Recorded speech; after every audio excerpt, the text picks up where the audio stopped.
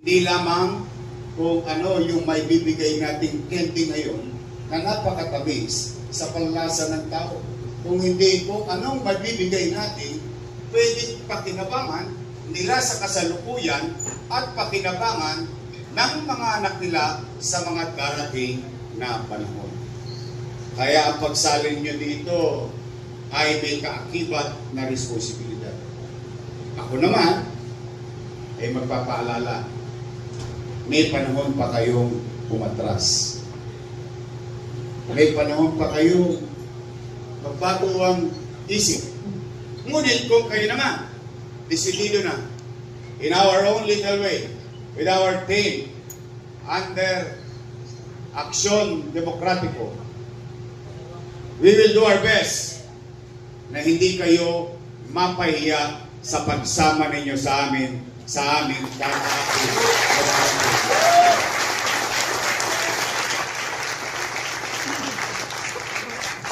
Like you, I started very young. I started at the age of 23. The youngest councilor ever elected in the city of Manila. The youngest vice mayor ever elected in the city of Manila. The youngest mayor-elect in the city of Manila, because it was then one of the great mayor of Manila. We call them, panahon nila Amado to, nung bata pa sila, si Yeba. Naalala niyo pa ba si Yeba? Yeba. Gatpuno Antonio Villegas. He was called Yeba because Yeba means young, energetic, brilliant achiever. But he became mayor through natural succession. I became mayor through election at a very young age. So, my point saying that to you is that it is achievable. Pwedeng mangyari sa inyo yung nangyari sa akin. Basta yung sinabi ko na sa pauna kong salita ay hindi nyo lilimutin ang dahilan. No matter what will be the consequences of your choices in politics, as long that choice prioritize or we prioritize our people. Pwede kang ipako sa krus, akusahan ka ng kung sino-sino, ng kapwa mo politiko. Pwede kang hagisan ng putik. But you have to stay the course. Stay in that belief of yours. Stay in that principle. And your reason joining such group, joining and participating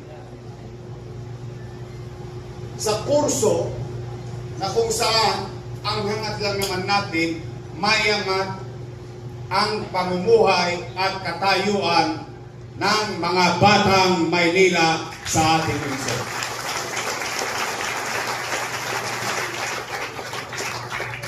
Today is the core, establishing Action Youth of Manila.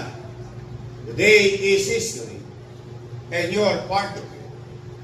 Today is the beginning of wherein ang lahat ng kabataan sa lungsod ng Maynila ay magsasama-sama at may hikayat ninyo dahil sa inyong kagalingan na tayo ay tumungo sa lungsod na kung saan darating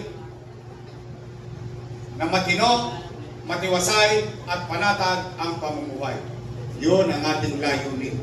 Palakasin ang kabataan. Palakasin at mag-participate.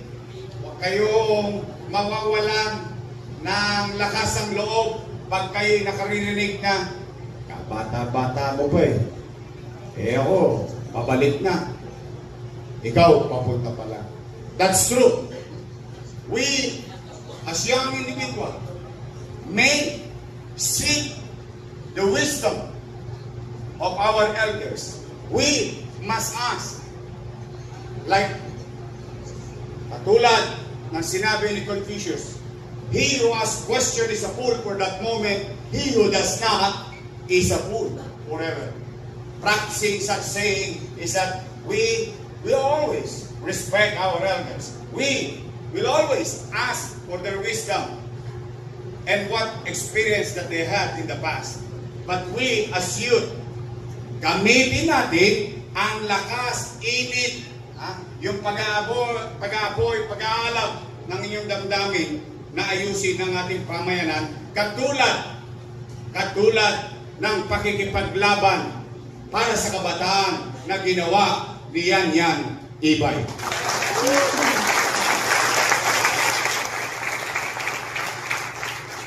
Hindi siya nagpatiklop. Kahit na medyo siya'y pinagtutulungan.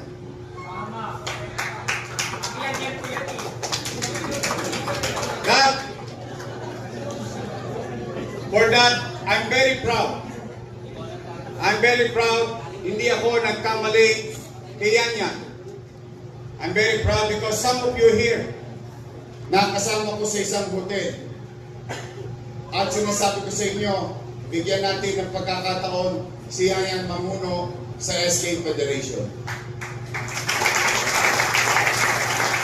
Please, matangos ang ilong ko na makasasalubong ko kayo sa kalsada, Eskinita, Avenida, Boulevard ng lungsod ng Maynila na may isang bata tayong natagpuan.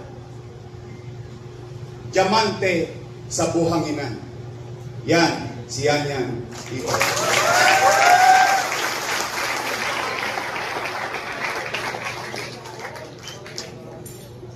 Mahirap yung ginawa ko, Wins. Sa totoo lang. Pero pinakita niya sa inyo, na kahit sa murang edad, napapalibutan ng may mga nakatatanda sa kanya. Nanindigan siya. At the same time, while she was firm about what she believes, that what is right and what is wrong, she continued to show respect to our elders. Yan ang simbolo ng kabataan ng lungsod ng Maynila.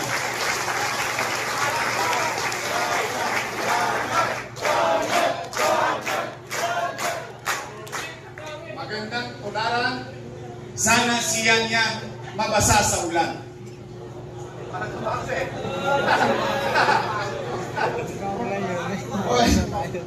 Ang mga mabubuti dapat dumarami. We're very proud of you, Richard and I, and your team. At least, hindi kami nagkamali sa iyo. Ngayon naman, nais ko ipakilala sa inyo ang ating partner, isa ring bata, political science graduate. Nakita niyo na ang katatayuan ng mundo ng public service at a very young age. Isang misyonaryo, broadcaster, nag-aral. Higit sa lahat, may asim pa.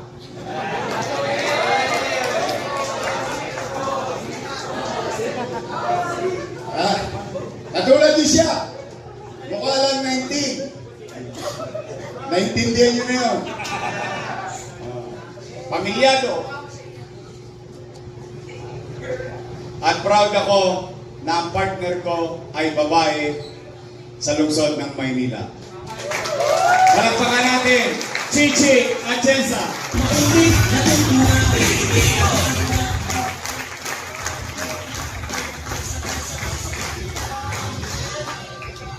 So sa inyong lahat na naparito, maraming salamat. Linggo ngayon, dapat kasama niyo ang pamilya ninyo. At inalay niyo sa amin.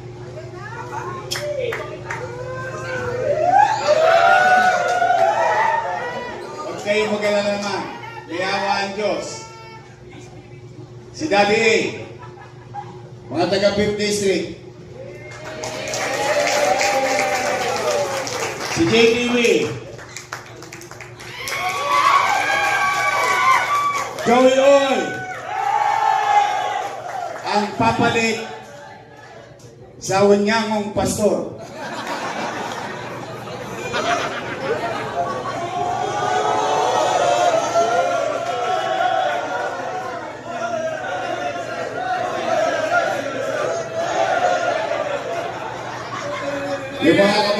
babae, mag-ingat kayo doon, ha? Ako, kumakadila, kala ko. Buhay, haba ng dila. Pero alam mo, sa Biblia, ewan ko, alam niyo ako, hindi ako religious. Isa lang ang alam ko. Ha? Si Papa Jesus, si Mama Mary. Isa lang alam ko, laging may Diyos. Pero hindi ko alam ang mga nilalaman ng Biblia. At ang lagi kong kaya gawin ay magdasal. Diretso kasi sabi ng nanay ko, kahit anong oras daw, pwede mong makausap ang Diyos. Kaya huwag mong pagkakaitan ng sarili mong makausap ang Diyos.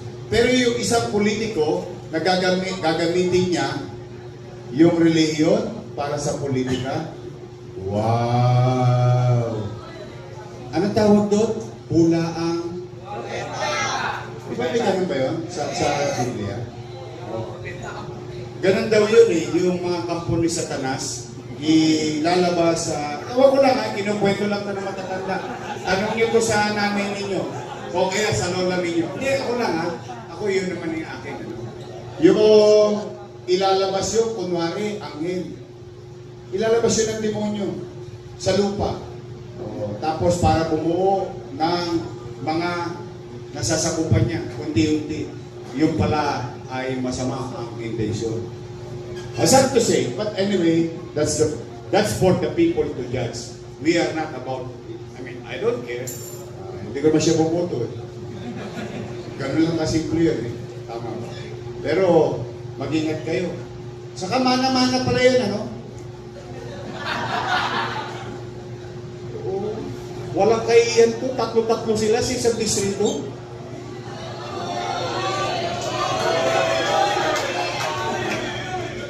Adiri. Yung mga taga-ibang distrito, siya sa atin ninyo. Maduduwal kayo. Ako nahiya ako. Sa totoo lang. Naano na ako ba? Kapal moks. Bagay kasi yung buhaya maganda sa pag, ano? Maganda sa sapatos, matibay, yung makapal. Hindi, pero pagbabayaran nila yan sa tao ba? Basta tayo dito, sama-sama tayo. Ituro natin ang tamang daan. Tulungan nyo kami magtaguyod ng mga programa kapakipakinabang sa ating nasasakyan. Tao muna. Tao muna.